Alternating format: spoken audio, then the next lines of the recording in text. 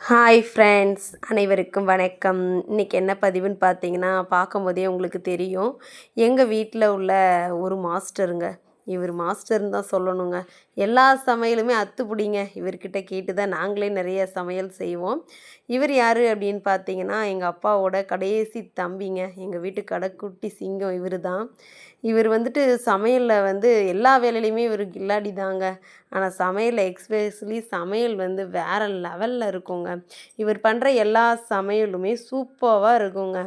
அவ்வளோ டேஸ்ட்டாக பண்ணுவாருங்க. இவர் சமையல் ரசம் எனக்கு ரொம்ப பிடிக்குங்க. இவர் வைக்கிற ரசம், சாம்பார்லாம் எல்லா வெஜ்ஜும் சூப்பராக பண்ணுவாங்க. நான்வெஜ் நான் இவர் செய்கிறாரே இந்த ரத்த பொரியல் இது மட்டும்தான் நான் சாப்பிட்டு பார்த்துருக்குறேன்.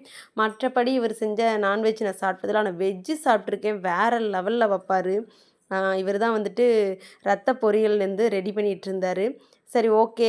என்ன அண்ணன் தான் சொல்லுவோம், அப்பாவோட தம்பி, இவங்க கடைசி தம்பி. கூப்பிட்டு பழகிடுச்சு. என்ன இன்னைக்கு உன்னுடைய சமையல் தான் நாங்கள் சாப்பிட்ணும், நீ ரத்த பொரியல் செய்யவா அப்படின்னு சொல்லி கூப்பிட்டேன். உடனே வந்துட்டார். அப்படியே பொது பொதுன்னு புட்டு மாதிரி செய்வாருங்க. அந்த பிளட்டு அந்த ரத்தத்தை நல்லா நல்லா மசிச்சு அப்படியே புட்டான்ட்டம் செய்வார். அது வேறு லெவலில் இருக்கும் இவர் செய்கிறதேவும். இவர் தான் செய்யணும் அப்படின்ட்டு எல்லாருக்கும் ஒரு ஆசை. அதனால் இவரை கூப்பிட்டோம். சரின்ட்டு வந்தார். ரத்தத்தெல்லாம் கிண்டி அதை ரெடி பண்ணிகிட்டு இருந்தாங்க. பாருங்கள் எப்படி சமைக்கிறாருன்ட்டு. இவருக்கு கைவந்த கலங்க, சமையல் மாஸ்டருங்க இவர். எத்தனை பேருக்கு வேணாலும் சமைச்சிருவார். எவ்வளோ போடணும் என்ன அப்படின்றது தெரியும். கரெக்டாக சமையலும் பண்ணுவாங்க. அங்கே சிரிப்பை பாருங்க. நான் சொன்னேன், யூடியூப்பில் போட போறியேன்னு கேட்டாங்க. ஆமாம் அப்படின்னே. சரின்னு சொன்னேன். சிரிச்சிட்டே இருந்தாங்க. சரி, அவங்க சமையலை வெளிப்படுத்தலாம் அப்படின்ட்டு போட்டேன். சரி, சவுண்டோடு போட்டிருந்துருக்கலாம். அவர் என்னென்ன போடுறாரு என்னன்றதை நான் ஆட் பண்ணியிருக்கலாம். ஆனால் பிள்ளைங்களாம் ரொம்ப சவுண்டு விட்டாங்க. அதுக்குள்ளே இன்னொரு விசிட் பார்த்துடலாங்க. என்னென்ன சமையல் செஞ்சாங்கன்னு பார்த்தீங்கன்னா, மட்டன் வறுவல், அப்புறம் ரசம், சாப்பாடு, சரிங்களா. அப்புறம் முட்டை அங்கே இருக்குது பாருங்கள், பிரியாணி ரெடி ஆகிட்டு இருந்துச்சு. இது சிக்கன் குழம்பு, அப்புறம் சால்னா வச்சாங்க, மட்டன் சால்னா. இது எல்லாமே ஃபங்க்ஷனுக்கு மறுநாள் வச்சாங்கங்க. இது மட்டன் சுக்கான்னு சொல்லிட்டு செஞ்சாங்க. வறுவல் தனியாக, சுக்கா அப்படின்ட்டு செஞ்சாங்க.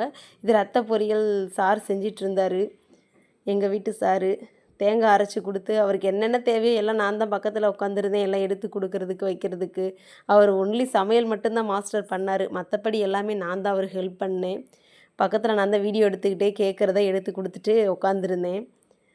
எல்லாமேங்க அத்துப்பிடி. எதை ஃபஸ்ட்டே எனக்கு போடணும்லாம் தெரியாதுங்க. நான் தேங்காவை எப்போவுமே லாஸ்ட்டாக தான் போடுவேன். மாஸ்டர் தான் சொன்னார், தேங்காவை கொஞ்சம் எண்ணெயில் வதக்கி போட்டால் இன்னும் நல்லாயிருக்கும் அப்படின்னாரு. ஓ அப்படியா அப்படின்னு எல்லாமே கேட்டு தெரிஞ்சுக்கிட்டேங்க. இவர் நிறைய டிப்ஸ் வேறு சொல்லுவாருங்க அப்பப்போ. எதை எப்போ போடணும் என்னன்னு எனக்கு நிறையா சமையலுக்கு இவர் டிப்ஸ் கொடுத்துருக்குறாரு. நான் எங்கள் வீட்டுக்கு வந்தபோது சாம்பார் செஞ்சேன். இவர் தான் அதுக்கப்புறம் செஞ்சார், எதை போடணும் அப்படின்ட்டு. பாருங்கள், எண்ணெய் அதிகமாக சேர்க்குறாரு பாருங்கள். ஏதோ கூட குறைய போடணும் அப்படின்றது தெரியும். நல்லா வீட்டுக்கு சமைச்சு கொடுப்பாருங்க.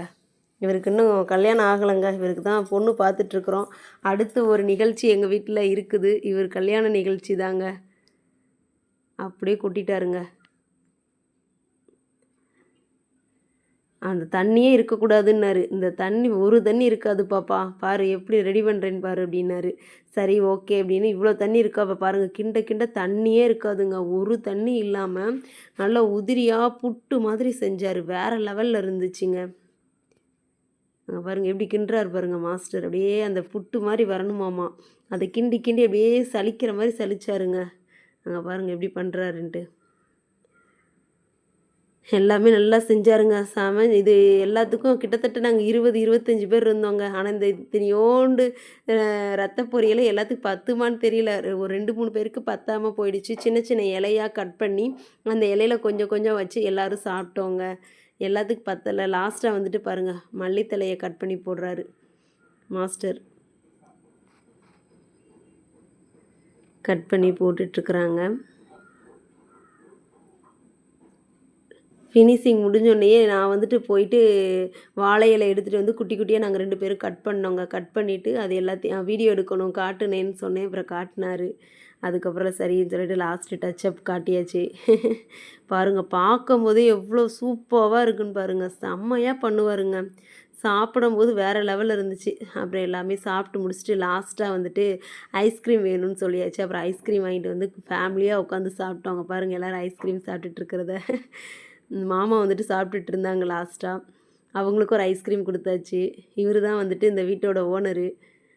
அப்புறம் இது மாம்ஸோட அண்ணன்.